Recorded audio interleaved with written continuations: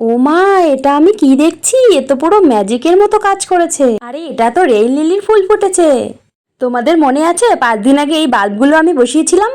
আর দেখো, সপ্তাহ ঘুরতে না ঘুরতেই কিন্তু ফুলের দেখা মিলে গেছে। আসলে বাল্বগুলো ছিল খুবই ম্যাচিওর, আর মাটি আর বৃষ্টির জল পেয়ে কিন্তু পাতা না গজিয়ে ডাইরেক্ট ফুল চলে এসেছে। ফুল আসবে সেটা আমি জানতাম, কিন্তু এত তাড়াতাড়ি আসবে সেটা আমি একদমই বুঝতে পারিনি।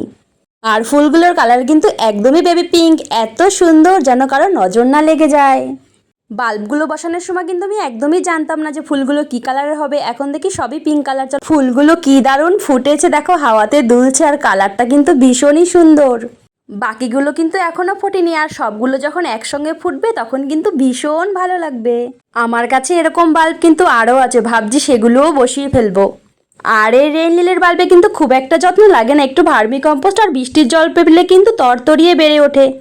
আজ তবে এলাম গো, আর যারা এখনো এই রেইন লিলির বাল্ব লাগানোই তাড়াতাড়ি লাগিয়ে ফেলো, বৃষ্টি তো শুরু হয়ে গেল। টাটা।